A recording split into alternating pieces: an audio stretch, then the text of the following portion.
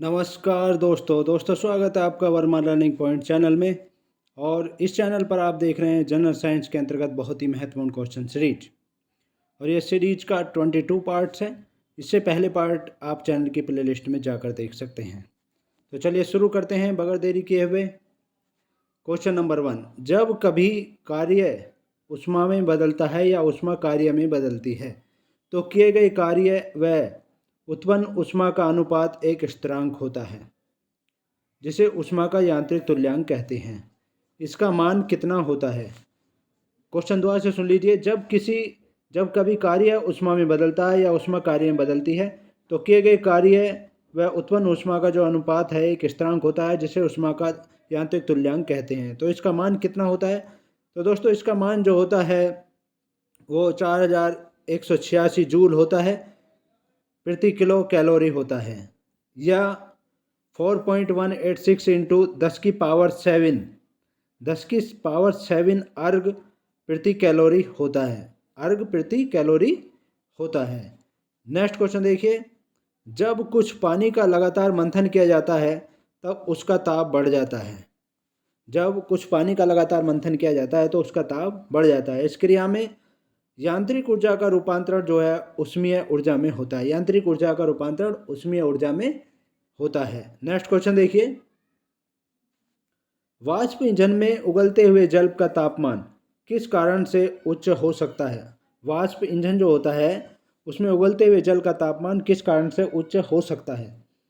Correct answer है boiler के अंदर उच्च दाब होता है, उसके कारण से उच्च हो सकता है। बॉयलर के अंदर उच्च दाब होता है। नेक्स्ट क्वेश्चन देखिए। शीतकाल में हैंड पंप का पानी गर्म होता है क्योंकि? शीतकाल में हैंड का पंप का पानी इसलिए गर्म होता है क्योंकि पृथ्वी के भीतर जो है तापमान वायुमंडल के तापमान से अधिक होता है। नेक्स्ट क्वेश्चन देखिए। 1 किलो कैलोरी ऊष्मा का मान होता है। 1 किलो कैलोरी ऊष्मा का जो मान होता है वो 4.2 इंटू 10 की पावर 3 है। ये 10 की पावर 3 जूल होता है। नेक्स्ट क्वेश्चन देखिए। जल प्रपात के अधिस्थल पर जल का तापमान ऊपर की अपेक्षा अधिक होने का कारण है। जल प्रपात के अधिस्थल पर जल का तापमान ऊपर की अपेक्षा अधिक होने का कारण है। इसका कारण क्या है? गिर रहे जल की गतिज ऊर्जा ऊष्मा में बदल जाती है। जब जल गिरता है तो उसकी गतिज ऊर्जा जो है ऊष्मा में बदल जाती है। नेक्स्ट क्वेश्चन देखिए। गर्मियों में ताप 46 डिग्री सेल्सियस से ऊपर हो जाने पर भी ऊँट गर्मी से राहत महसूस करता है। इसका कारण क्या है? इसका कारण है अपने शरीर के ताप को जो है 42 डिग्री तक बढ़ाकर ऊँट महसूस करता है, राहत महसूस करता है। नेक्स्ट क्वेश्चन देखिए। बर्फ़ पर दाब बढ़ाने से उसका गलनांक, यदि बर्फ़ का हम दाब बढ़ा दें तो उसका गलनांक जो है घट जाएगा। नेक्स्ट क्वेश्चन देखिए। गैस तापमापी द्रव तापमापियों की तुलना में ज़्यादा संवेदी होते हैं क्योंकि?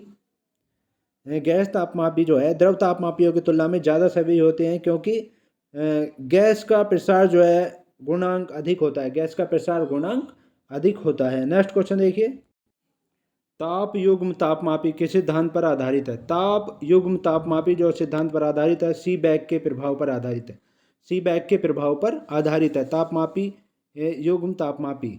नेक्स्ट क्वेश्चन देखिए। अधिक ऊंचे तापों की माप की जाती है। अधिक ऊंचे ताप जो होते हैं उनकी माप जो की जाती है वो पूर्ण विकिरण उत्तापमापी से की जाती है। पूर्ण विकिरण उत्तापमापी से की जाती है। नेक्स्ट क्वेश्चन देखिए। पूर्ण विकिरण उत्तापमापी किस सिद्धांत पर आधारित है? पूर्ण विकिरण उत्तापमापी जो है किस सिद्धांत पर आधारित है? स्टीफन के नियम पर आधारित है। स्टीफन के नियम के सिद्धांत पर आधारित है। नेक्स्ट क्वेश्चन देखिए।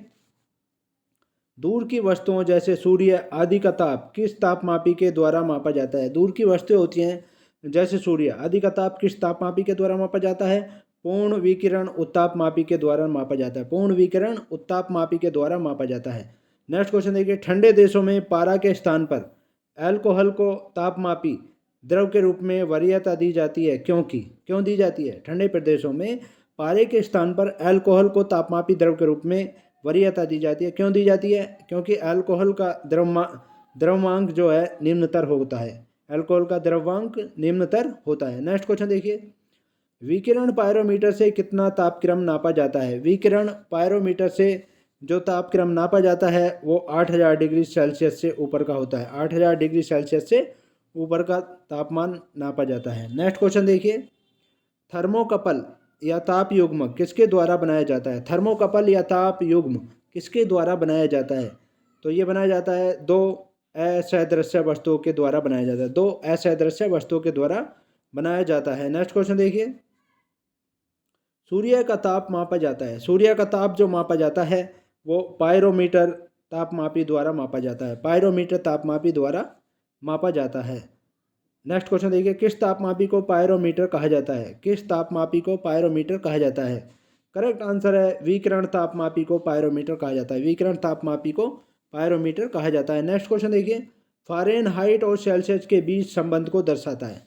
फ़ारेनहाइट पैमाना और सेल्सियस पैमाने के बीच संबंध को जो दर्शाता है वो दर्शाता है F+32/9 और इक्वल है, यहाँ पर बराबर है C/5, जहाँ पर F जो है फ़ारेनहाइट तापमापी है का तापमान है और C जो है सेल्सियस में तापमापी का मापन है। नेक्स्ट क्वेश्चन देखिए, ध्वनि तरंगों की 0 डिग्री सेल्सियस पर चाल कितनी होती है? ध्वनि तरंगों की 0 डिग्री सेल्सियस पर चाल जो होती है 332 प्रति सेकंड होती है। 332 मीटर प्रति सेकंड होती है।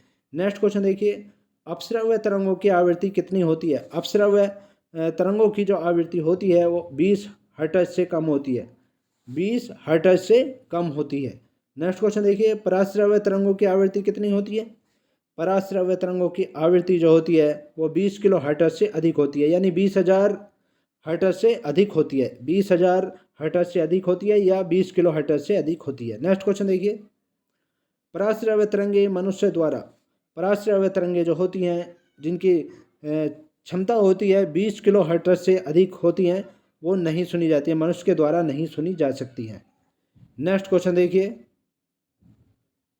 पराश्रव्य तरंगों को सबसे पहले किसने सीटी बजाकर उत्पन्न किया था? पराश्रव्य तरंगों को सबसे पहले किसने सीटी बजाकर उत्पन्न किया था? गाल्टन ने किया था। गाल्टन ने ऐसा किया था, सीटी बजाकर उन तरंगों को उत्पन्न किया था, पराश्रव्य तरंगों को। नेक्स्ट क्वेश्चन देखिए, शिकार, परभक्षियों या बाधाओं का पता लगाने के लिए चमगादड़ अथवा डॉल्फिन किस परिघटना पर का प्रयोग करते हैं?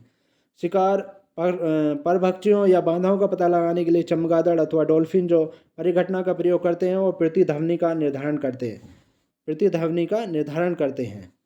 नेक्स्ट क्वेश्चन देखिए, कीड़ों तथा हानि पहुंचाने वाले तत्वों को घरों से दूर भगाने के लिए प्रयोग में लाया जाता है।